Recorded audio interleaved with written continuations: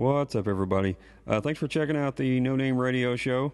Today, I had a really cool conversation with Josh Morningstar, talking about his album that's coming out this Friday, June 28th, on Late August Records with Cody Jinks. Um, Top notch stuff, everything I heard. Great stuff. I know you'll dig it. Um, but we talk about a lot of his story, a lot of folks that he's been around throughout his career. Just a pretty laid back, casual conversation. So I definitely appreciate his time. Definitely pulling for the guy. Um, I was already a fan. I'm a bigger fan now. So hope y'all dig that. And go check out all the other podcasts as well. Everybody's different stories, but that's what makes it cool and interesting. So, all right, thank y'all. See you.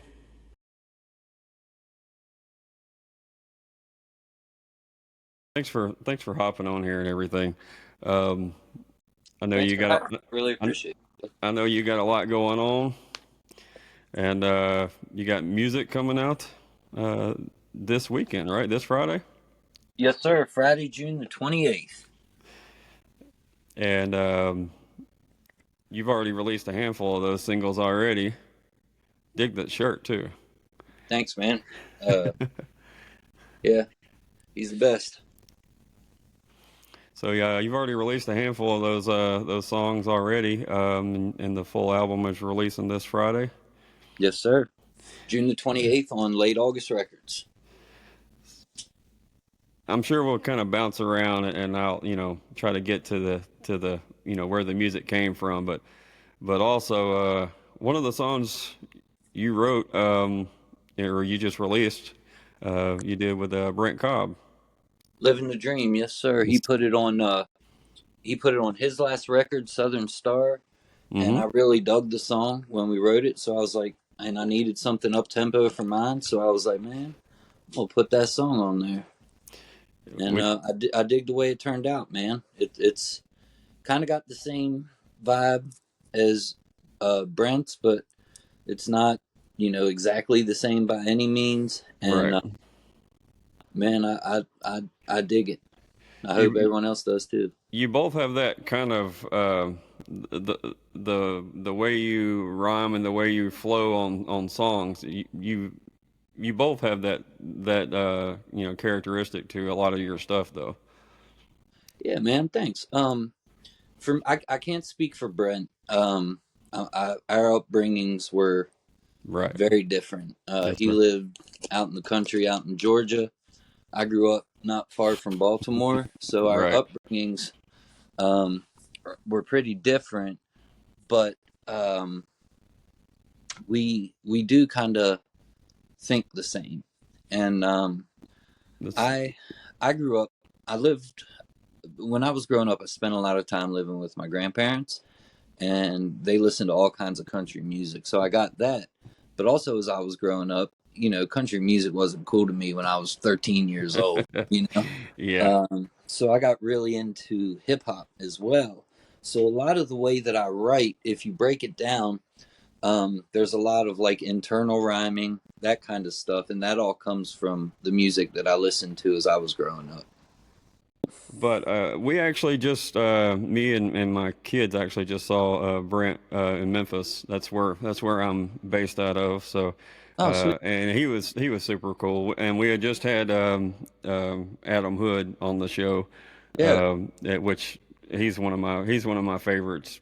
Just in general. Brent and Adam and you, and there's tons of them, but I know you and Adam have some connection too. You've written songs together too, right? Well, no, I've never written with Adam. Oh, okay. We had the same booking agent for a while and became friends through that relationship. Okay. Uh, we talk from time to time, but we've never actually met in person. We run a lot in the same circles, but he and I personally have never met. But we've talked on the phone a bunch of times. Um, and but man, what a songwriter! Good grief! And he What? seems to he seems to be like what you see is what you get, and it's usually all pretty genuine. Yeah, Pretty cool. very, very Brent much. seems to be the same way. You know. Oh yeah, Brent's awesome too, man. They're just good people, man. They're just good people. So one of the things though that just kind of following what you do from afar and everything, but one of the things that seems to be common between you and Brent and Adam too, I guess, and probably a lot more people, is songwriter first, entertainer out of necessity. Yes, sir. Um, Very much. yeah. Very much. Yeah. I what I do is a very niche thing. Like it's an acquired taste. I'm not for everybody, and I realize that. I don't have a singing voice that's going to immediately capture your attention, at least not in a good way. Like, I don't know. Whoever can sing their ass off these days, Jinx, we'll say, okay? Jinx All has right. a great fucking voice. I love his voice, man. Um, my my singing is like you said, pretty much a necessity.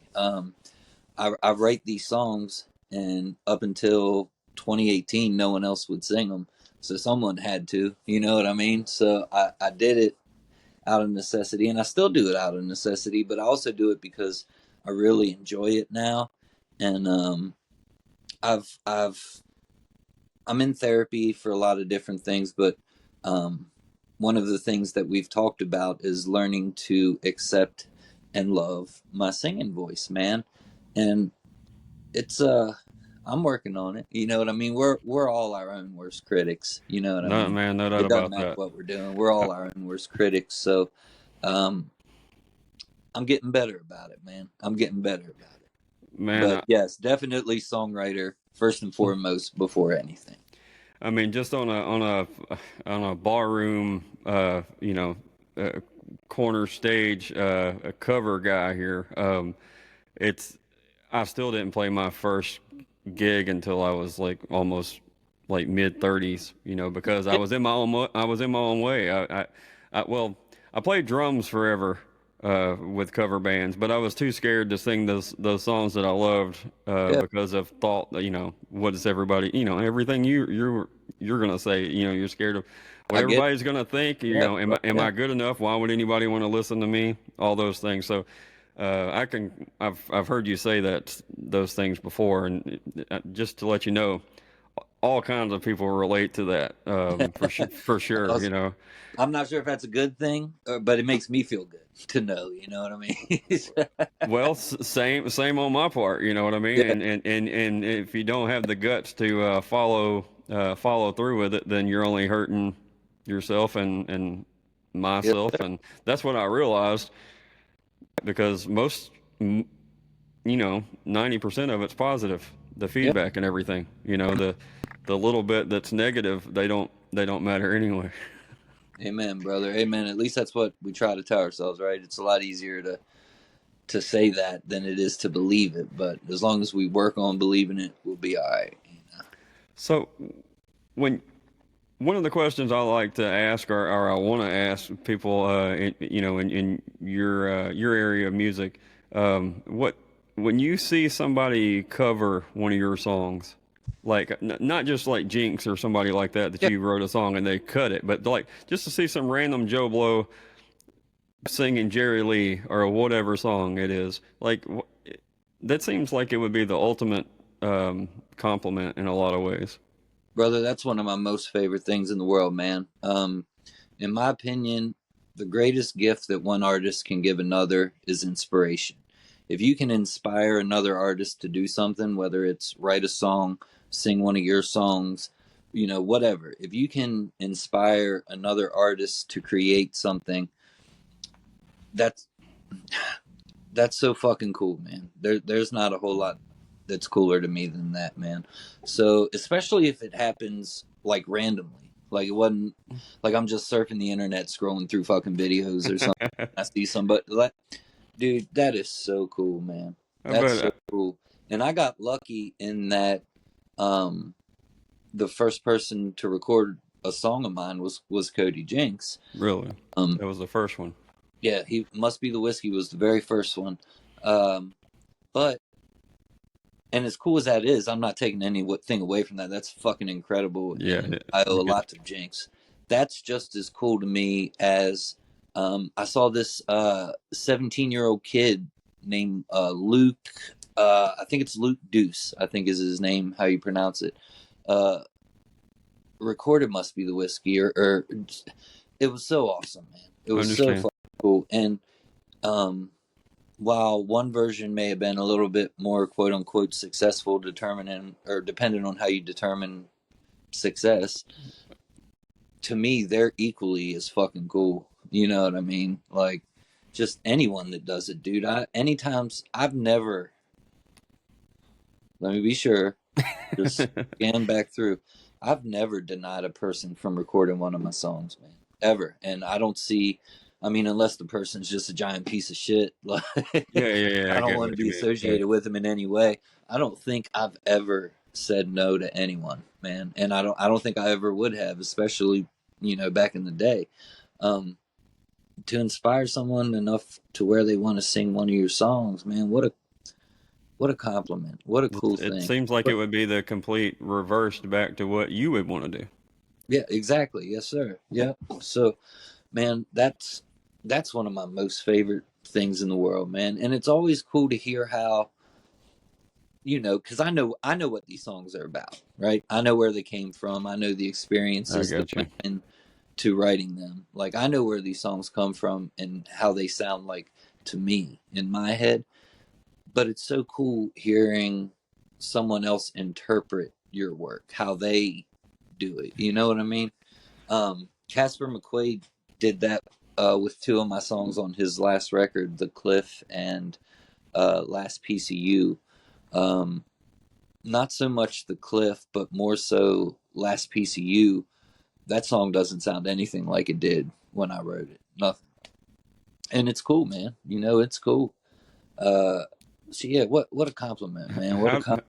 how does that go from? Is that just them listening to some rough draft of a song you have that you've tossed them, or Like, how do they get their ears on it? Is that what you're saying? well, not just how they got.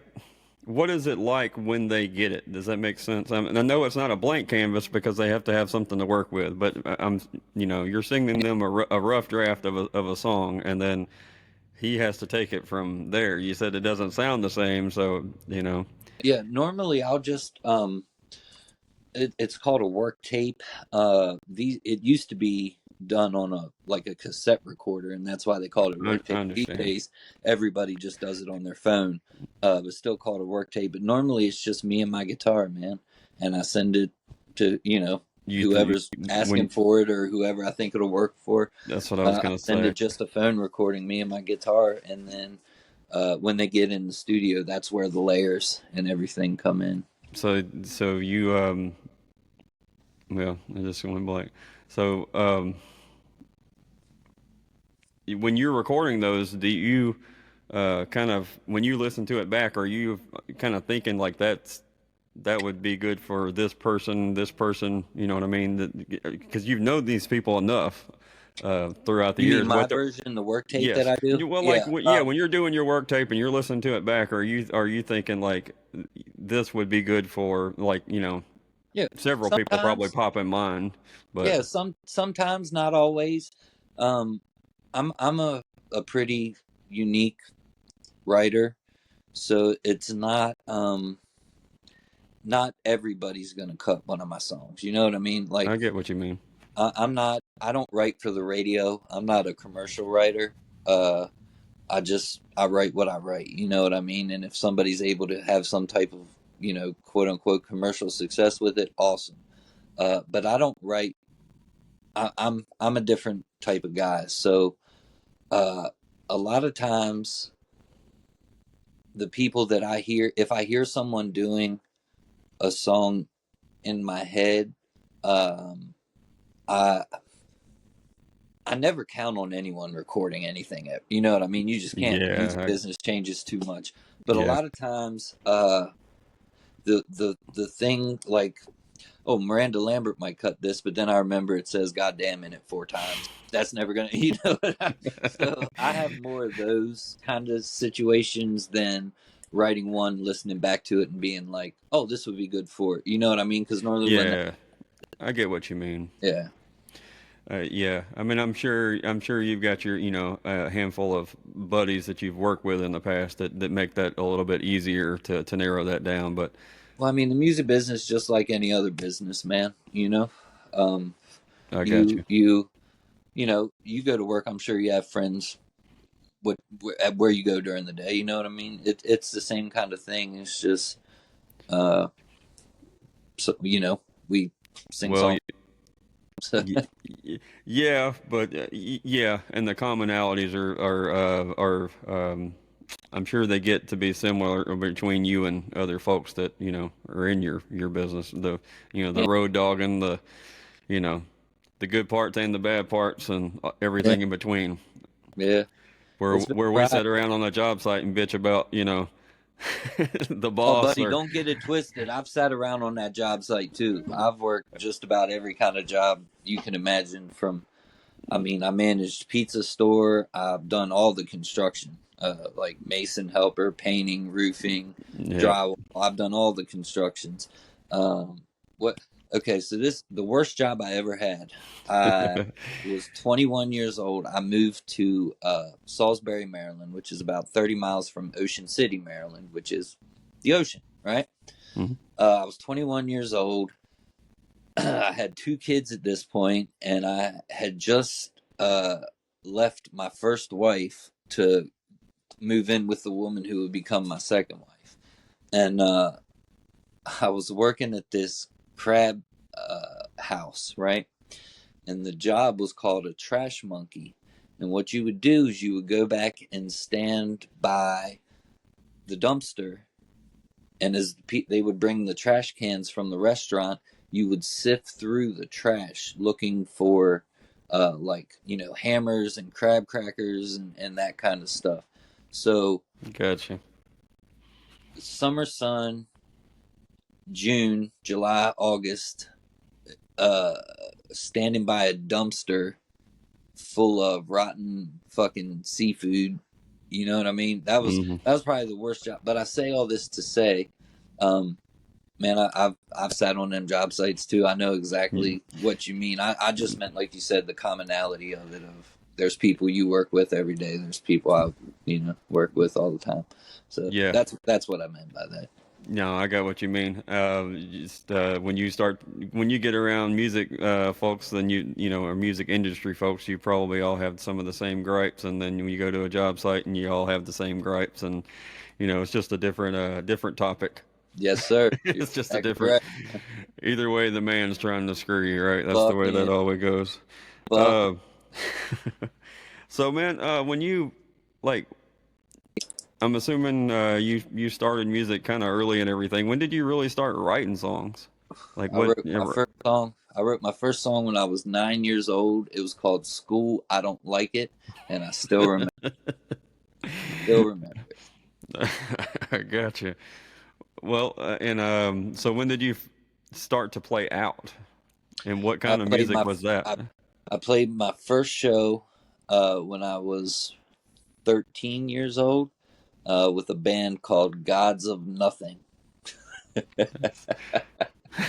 Teenage angsty bullshit. What- You know what I mean? It was the 90s, so it was grunge. So they Uh, were all other teenagers, yeah. all Yep. doing the same, all your buddies. Yep. I was 13, man. Gods of Nothing played an all ages show at the 180 Club in Hagerstown, Maryland.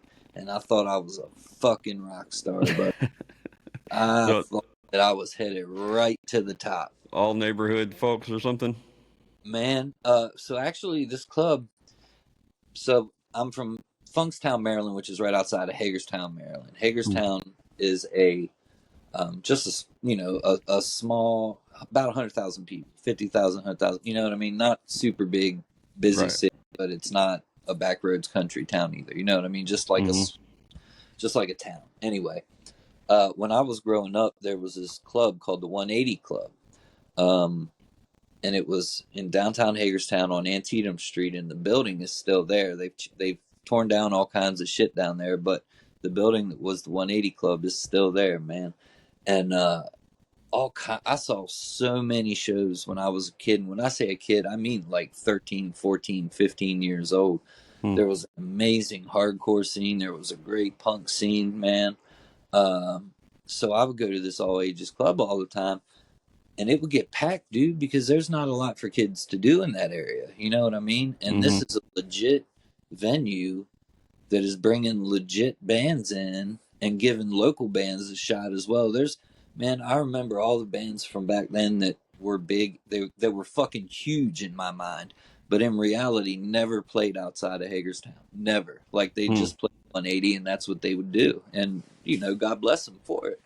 But in my head, they were fucking superstars, dude. And we did an all ages show. I was 13, and the cap was like 100, maybe 100, 150 tops, Right. but it would get fucking packed, man. And it was so cool. And I still remember being on that stage, man. And I mean, obviously it hooked me, dude. It hooked me because I've played out ever since. And that's cool that the avenue was there. You know what I mean? That the music was available and the situation was available, because that's not necessarily normal. Man, how old are you, man? If you don't mind my asking, I'm Uh, 41. I'm 43, so Okay, so we're the same age then. Uh, when we grew up, there was no internet, so we had to we had to find things to do. You know what I mean? And it just so happened that there was Adam. Oh man, I wish I could remember his last name. Oh shit, I don't know, but his name was Adam, and he was just a punk rock guy who became an adult and saw that there was a need for a place like this and opened it, man, man. that's cool. Opened it for a couple of years, and I just got lucky that I was at that age where I was starting to run around more and I was growing up a little bit. And then I fell in with a group of older kids, and if you're hanging out with older people, you think they're fucking cool, you know what I mean? So Hmm. the group of kids I fell in with that was older was all playing, they were all playing in bands and shit. So I got in on it pretty early. Um, Mainly because there wasn't a whole lot to do where I was from. You either fucking played music, played sports, or did drugs. Like that was pretty much your options. So, So you've talked about like you were in the heavy band. You did listen to a lot of the old school hip hop and everything, as far as the different vocal styles and rhyming, and some of the way you write is influenced by that. How did the country thing come in, and like how old were you when that? I mean, I know you grew up around it, but yeah, when did you start? yeah, Growing up around it and appreciating is two yeah. totally No, I different got things. my buddy JB Beverly always says, "You don't understand country music until you get your heart and your nose broke a couple times, then you get it." You know what Gotcha. I mean? And I think that's true, man. I think that's fucking true. Um, I've always listened to all kinds of music and have always kind of been influenced by a lot of different stuff. Um, and like I said, growing up, my grandparents were in the country. My mom's most favorite was Vince Gill, man. Vince Gill, my mom fucking loved Vince Gill. And when my parents would get in a fight, we drive around for hours. I'm the oldest of five. We would drive around for hours, and she'd play Vince Gill the whole time. One of the coolest fucking phone calls I ever got to make was when I got to call my mom and tell her Vince Gill recorded a song I wrote. I don't think it's going to get much cooler than that, man. Uh, but anyway, I say all that to say, I put out a record in 2006, so I would have been 23 in 2006, uh, called Contradiction, and it was called that because half of it was the hip hop stuff I was making at the time, and then the Yeah. other half of it was country music. Um, the first thing, even though I'd heard it all my life, the first thing that like clicked with me country music was George Jones. I was like, oh shit, that's the kind of fucking country singer that I want to be. Because I liked Garth and I liked all that stuff, but the 90s is where it started going really pop. You know what I mean? Pop country has always been a thing. That's something I've people don't. I've heard you say that before, and Yeah, I completely agree with yeah, that. pop country's always been a thing, man. It's been around since the 40s. Eddie Arnold was pop country Yeah. back in the day, man. Uh, so um, but the '90s is where that's Shania, fucking whoever else, but so when I heard George Jones, that's when it clicked, man. If Drinking Don't Kill Me or Memory Will and the Bartender's Blues were the first two that fucking got me. And then it was just, I devoured it, brother. I have that kind of personality that I'm very obsessive. I'm addictive. I'm heroin addict. You know what I mean? Um, so when George Jones clicked, when I heard those two fucking songs, and I was a kid and had all these kids, you know what I mean? Like when I had lived a little bit and I heard those songs, that's when I fucking went crazy. And like I said, it was music I'd heard all my life, man, but I didn't understand it until I'd lived a little bit. And I think, the country music of today, that's made for kids. You know what I mean? Old school country music, that wasn't for the kids. That was for the adults that wanted Yeah. to let loose on the fucking weekends, had to bust their ass all week. That's what that was for, man. Yeah. They were going through it. Yeah. But today, it's for the kids, and that's cool. But and like just an analogy, right? You got a problem. You got the captain of the fucking quarterback or the captain of the football team. You got the fucking homecoming queen. You know what I mean? Well, those people, they're eventually going to grow up, and there's certain music, I think, and they need music too, man. You know what I mean? They need their music too. Uh, Yeah, oh, I get what you mean on did I all. answer your question? Am I rambling, man? I'm No, sorry. I get what you mean on all that because it everybody needs their stuff, and I've heard you say before there should just be an avenue for all of it. Yeah, fuck yeah, man. And I completely agree because like even the say like the I don't know some random song that came out in the 2000s and was a hit, it'll go away. Even if Yeah, it was a good song, it still goes away, yeah, and it shouldn't go away. It was a good song then. It could, amen, brother. it doesn't mean it has to go away just because there's somebody new. Yeah, And and that man, why can't they all live in the same space? I mean, AM radio used to be that way yeah, at one point in time, where it was just a big melting pot of all this different stuff. So, yep. You know what's cool though now, man, is that you know mainly what we're talking about in this scenario is record labels and understand. radio. You know what I mean?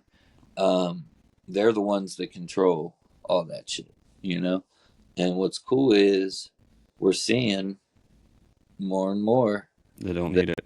if given the option, people are always going to go with the real shit, man. You know what I mean? They're always going to go with the real shit. The problem, the thing that they do is guys that make our kind of music are a little more likely to question the things that labels and radio do, and want to understand why things are like this. And wait a minute, that doesn't sound right. You know what I mean? Guys like Hmm. us are more likely to do that than the people that want to be stars. You know what I mean? The people that do it for their art are going to care about their art. The people that do it because they want to be rich and famous aren't going to care about their art. You know what I mean? And we're seeing more and more of the general public, when given the option, Zach Bryan, Cody James, Tyler Childers, the list goes on at this point. You know what I mean? If given the option, people are gonna fucking rock with the real shit, man. Well, And you don't you have a record hanging on your wall now as far as the yeah, dude, God you bless you know Cody you James, know what man. I mean? But that God wouldn't bless have Cody happened. James, brother. That Yep, wouldn't have happened a long time ago. yep. That's so true, man. I So guess true. my point is, if anybody is, you know, thinking that there's only one option, take a listen to this Yeah, guy right here. You know what I mean? Because even if it's, um, Cody picked up your stuff because of what you write, and and your relationship with him, and that I mean, of course, Cody's not the only guy available, but I guess my point is, if somebody's wanting to make art and make music, there's a lot of options. There, There's no like certain way that it has to be done these days. So no, there's not, man, and that's really cool, and that's why the music business is and has been in kind of a state of flux, because the labels are like, shit, what's going on? They I wait a I minute. get it, but I guess my question would be to them, guys like we talked about you, Hood, and Cobb, and all these different ones. Are you telling me that they couldn't make, if they put the same resources behind those guys, they wouldn't be making money off of any of you three? You know what I Yeah, mean? but guys like us, that was what I was I saying. Guys understand. like us are more likely to be a problem for them. You know what I mean? No, I Wh- got you, but I guess Yeah. I'm just saying that there's still money to be made. Well, there's money to be made, but at what cost? You know what I Understand? mean? Like, No, is a record label going to want to sink its teeth into somebody that's going to fucking bug them all the time about what's going on and how things are supposed to be done is going to be a I problem. got And you. I'm not saying Understand. any of those guys are. I'm just saying guys that care about their art, guys and girls that care about their art, are more likely to be a problem for a record label. Understood. The I other get stuff, what I get what you and mean. what you're seeing now, and what you're going to start continuing to see more and more of is more of those songs are going to be starting to be written that way and then put out by um, these like, you know what I mean? It's a whole thing, man. And music Well, is fucking crazy. um, I know you've written songs with a lot of and have relationships with a lot of different people. So I just wanted to kind of name like a few names and just get your just bounce what you think of or from these people. Okay, Um, we've already talked about Hood. We talked about Brent Cobb. Um, what about Billy Dunn? Like Billy. how did that relationship happen? What's the first thing you think of when somebody says Billy Dunn? All I can do when I hear the name Billy Don Burns is smile, man. Uh, that's my big brother, and I love him. I love him with my whole heart, man. He means a whole lot to me. I met him. I met him for the first time. This is how uh, he'll tell the story. He'll tell the story that he was playing on Lower Broadway, and um, this guy just walks up to him out of nowhere and unbuttons his shirt. He's got the name of one of my songs tattooed on his chest, and he said, "Knew in that moment that I liked this kid," and that was me, man. And that's how we met. Was I was a big fan of his music, man, and I heard he was playing on Lower Broadway at Layla's. So I went and I walked up to him in between the set. I didn't say a word. I just unbuttoned my shirt and I had honky tonk across my chest here. And and I've been very lucky to. He's my big brother. I love So, that guy. so I that love happened him from the get go. from the get go, man. He fucking That's took me cool. under his wing. He's taught me so much. I've learned so much just by watching him. And he's still out there, fucking on the road singing in Hmm. honky tonks. 74 years old, man. He came through my area one time. That was the only time I got to see a show of his. But he played at a little theater place here Oh, in cool. West Tennessee. So Yeah, um, that's great. I'm glad I asked. You can really tell. You know what I mean. yeah. A He's a lot. good man. He means a lot to me. That's cool. Um, one of the newer ones, Hayes Carl. Or not to say new because Hayes has been around for a little bit, No, but I no. know you guys have written Yeah, together. we wrote one for his record and one for mine. Uh, Hayes is just a super sweetheart of a guy, man. He's so fucking kind and he's so intelligent. And I mean, again, I was a huge fan of his before I ever met Yeah. him or got to work with him. I can do you a whole lot of his catalog. I'm asking like Billy Dunn, Hayes Carl, those guys. just listening to your music and the writing and stuff, I can, I didn't know if you before I didn't know if you guys knew each other until doing a little bit of digging, but you can hear it. Thanks, man. You Well, know, I appreciate that, man. Thank you. you can hear the little thread of that connects, what y'all do. Man, It's thank not you. it's not always straight down the center. It's a little Oh off. yeah, It's off center, and you've all got your own thing. man. You Um, know, John Lennon said when you start out singing, right, you start out imitating your heroes. Somewhere along the way, you realize that the world already has one of your heroes, and it's in doing that that you find your own voice. That's I tend to agree with that, man. when do you feel like you? I know you're probably still working on it, but when do you feel like you really started? Started finding my voice. Yeah. Uh, Man, I'm not sure that I have yet, dude. Honestly, I'm not I sure can. that I have. I think I'm still searching, and I think maybe that's what keeps you going. You know what I mean? I'm Well, sure. I'm sure you don't. You seem like you're the type that you don't want to make the same record twice. You want to I kind don't. of bob and weave and keep it different, keep Yes, it sir. I interesting do. for yourself. I do, and I'm always evolving, man, and I'm always, or at least trying to. But that's what we should all be trying to evolve all the time. You know what I mean? So, when I started out doing this, if you can find it anywhere, every now and then some of my real old stuff will pop up. And like the first country record I made, I recorded on a Korg D18 like workstation. Hmm. Uh, it was digital, but not in the computer sense. It was digital because it had Yeah, melodies. You know what I mean?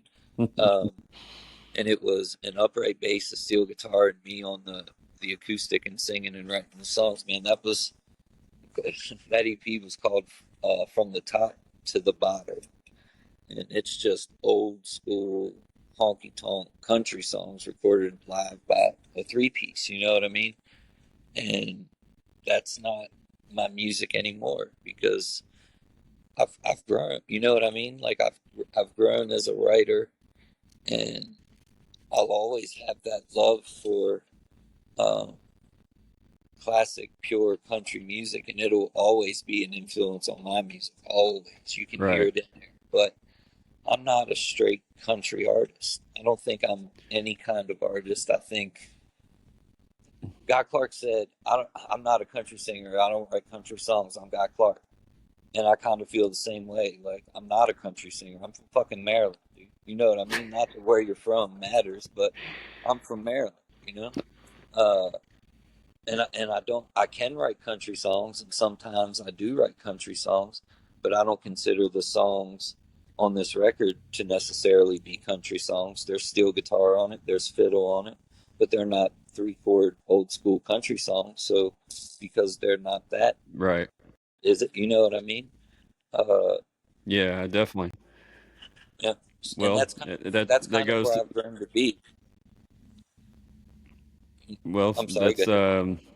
no, I was just gonna say that's where the real singer songwriter part comes in, Yeah, yeah, and that's and being that's an artist. that's kind of what I've leaned into in recent years. I've kind of stopped worrying about is this a country song, and have just written what I've written. You know, Yeah. uh, and that's cool, man. I'm glad I've been doing that. Let me go back inside here. It seems Uh, like the avenue is open these days. yeah, man, it is, and that's pretty cool, man. That's pretty cool. Well, I guess the last person I just wanted to make sure we asked about because he seems um I don't know why it seems like there's a pretty good connection between. Well, really, I wanted to ask about two people. One, Shooter Jennings and Todd Snyder.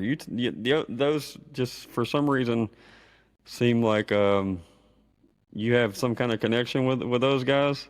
Yeah, oh yeah, man. Shooter was the first person with any kind of like name recognition, you know, uh, to believe in me in any way, man. He took That's me out the road with him and his dad's band when he was doing those shows with Waymore's Outlaws. And man, I got to hang out around him and Waylon's band, Richie Albright and Jigger, and just man, he's uh he's been really cool, man. He he's winning Grammys now and shit, dude. Like that's fucking wild. He's done exactly what he wanted to do. He was telling me back then. This is 10 years ago at this point, over 10 years ago at this point.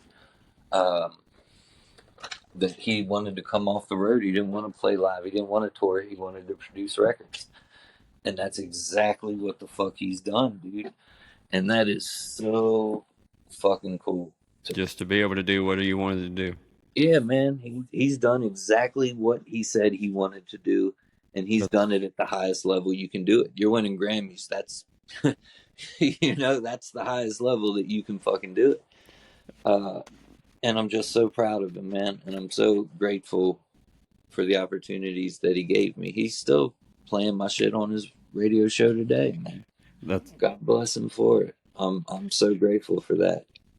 And Snyder's just, I mean, he's fucking brilliant, dude.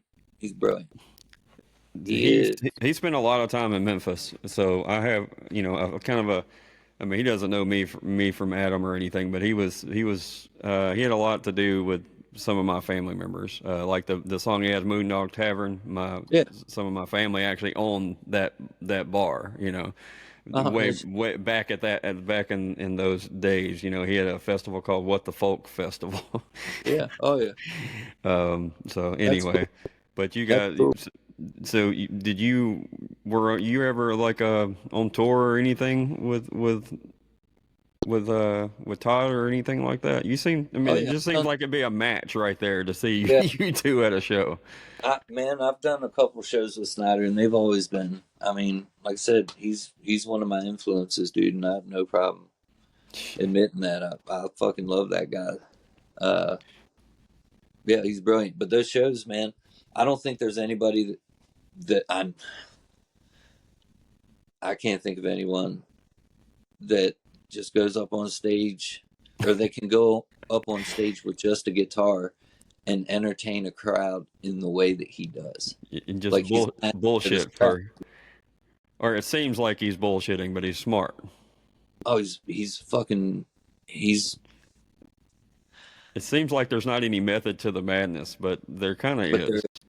there is Yeah, there's the method to the madness, man. And over time, as I've gotten to know him more as a person, I've seen that there is a method to the madness. that's Actually, cool. I just saw Elvis Saturday. He came to the show. Elvis is Todd's Oh on yeah, tour yeah, yeah, yeah, yeah. around with him all the time. Uh, Elvis came to the show this past Saturday in Ohio. So yeah, man. I mean, That's cool. That's real cool. Um, so I guess before we run out of time, I want to make sure we talk about the your album that's coming out and everything. What's different for you as far as your recording or anything for this album compared to the other? Did you have kind of a certain sound, a certain goal, or were you just taking your songs in and playing for the song, or yeah, really? yeah. Man. So I'm not a studio guy, right? Understand? Yeah.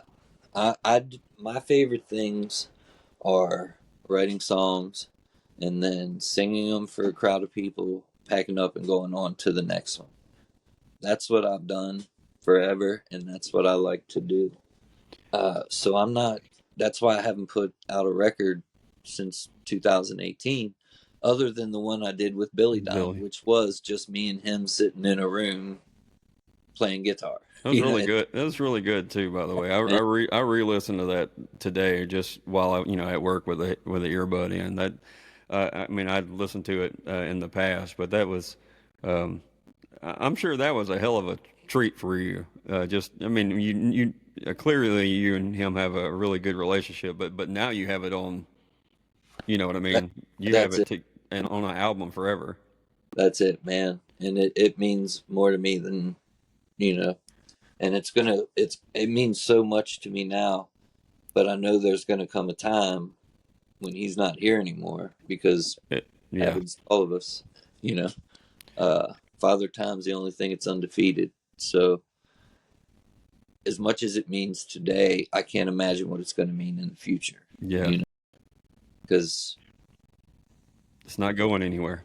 yeah, man. So I say I'm not a studio guy, so that's why it's been so long since I made a record. Um, but I just kind of felt like it was something I had to do.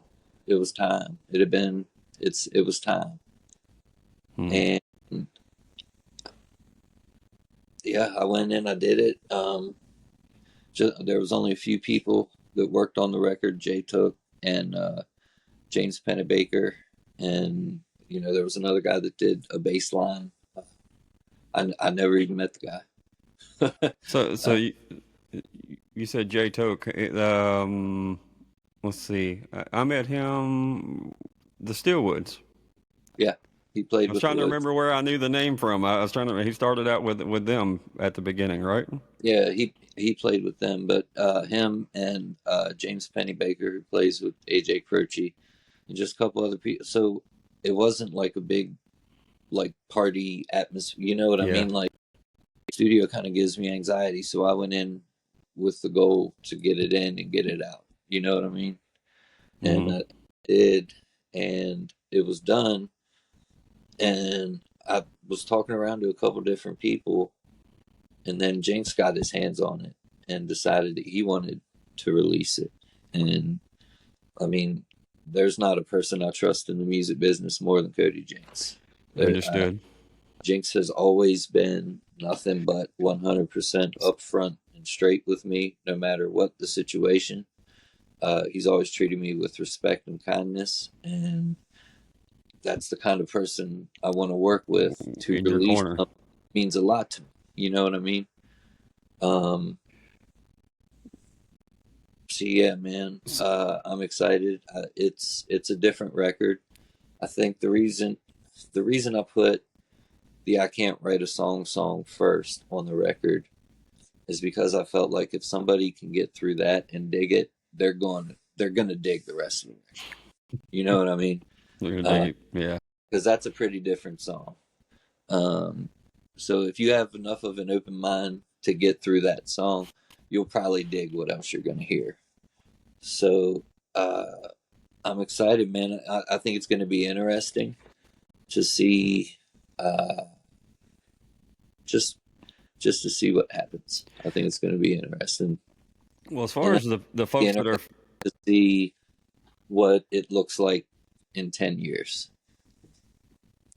well, as far as the folks that already listen to your stuff, I think they're gonna roll right along with you. I don't think you're exiling anybody. I think they expect it to be a little bit. I know you gotta do you first and just hope somebody else likes it. I think if you dig what I do and you already know me, I was just talking about newer people. Yeah, I If you understand. dig what I do and you already know me, I think you're going to like this a lot. Yeah. It's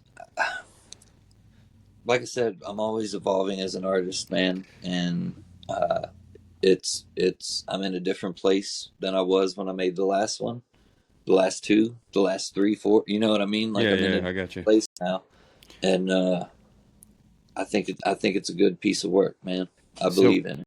when you said Jinx picked it up, explain what's going on with that. What is he? Oh, it's coming out on his label, Late August Records. Okay, you mentioned that. Yeah, I didn't put the two things No, nope. together there. So that's. I mean, I'm sure that's even more comforting, like you said, to have that. To have somebody you know that's not going to screw you over, that's going to be straight with you, that's in your corner, and you're in his corner. You know what I mean? It's much of a. I'm sure in the music business, it's as safe in a family situation as it can be. Yeah. Yep. It's been great, man. Him and his whole team, Malia and Amber and Liz, Brittany, his whole team, Logan, just top to bottom, dude. I can name Yeah, everybody that works for him is so incredible. And that, I mean, he'd be the first to tell you that they're probably the reason, you know, he's in it. everything keeps going and moving forwards because they're all so incredible at their job, man. And I'm just, I'm grateful for the opportunity to work with a team of people that understand who and what I am and what I do and what my expectations are and believe in it. It's fucking cool, man. I'm very, very grateful. Do, do you have a certain song on the album that's, either you've already released or that's coming up that, is your baby more than the others, or are they all kind of? I think they all kind of are for different reasons. If you're asking if I have my favorites, yeah, of course. Um, Well, I guess I like that means something to you, oh more the to you. team, yeah. Um, I mean they all do I in different. understand. I know that's a kind Anywhere of a with loaded you question. is probably one that does. Um, just for the reasons it was written for. Um, that one, and Understand. I like To Seek the Devil, which hasn't been released and won't be obviously till the record comes. Right. And that's kind of it's kind of in the same vein as To Beat the Devil by Christofferson, Mm-hmm. and that's called To Seek the Devil because it's the same type tunes, kind of like a tribute almost. But I really like that and the story that tells, and I think that's a good piece of just storytelling. I think it's a good piece of storytelling, and I'm proud of it. Yeah. Yeah, I get what you mean. Some, different ones are special for different reasons, but you're a fan of, well, I am too, as far as songs that, like one of my favorite songwriters is Chris Knight. You know what I mean? I like those story songs. I like that, you know what I mean? That way of writing. But when I was going to ask too, before I forget, when you go into the studio like that, are you thinking about? Because I'm assuming when you go play these gigs and stuff, these shows, most of the time it's you and a guitar, right? Oh yeah, it's just solo, me by So myself. are you keeping that in mind when you're making these, or you just go, I'm going to make the best album I can, and then we'll figure that out when you start playing shows. Yeah, man. A lot of not everybody wants to listen to just a guy and his guitar on a record Understand? for an extended period of time. And the last thing that I released was that acoustic record with Billy Don, just he and I, just trading songs back and forth and telling stories. But that, like I said, that was just guitar and vocal. So I wanted to do something that was more produced, uh, just to brighten the songs up some. You know what I mean? Because I felt that uh, for it being the first time they're being put out into the world, that they deserve that treatment. You know. Understand? Understand? And I guess then the goal is I mean, I know you're gonna hope your But there longtime are now listeners that you that bring it up, man, there are a couple songs on there that are just like acoustic guitar and a light, something light on top of them. So there is some of it actually. Now that I'm thinking about it, that is kind of acoustic. I guess I was as far as, do you worry about having to play those songs out? You know what I mean? While you're recording it, do you think about that, or do you treat it as two different things? Well, when I write a song, man, uh, I always think about playing it live, always. Um, but I never think about recording it because I don't, only 10 of them, 12 of them, whatever, I are got going to you. be recorded anytime soon. So the recording process very rarely, if ever, crosses my mind. So when you record it, you take that for what it is, but then when you go play your shows, you just you treat it as the recording of the song and the show of the song is basically Yep, two different things. yep, I guess so.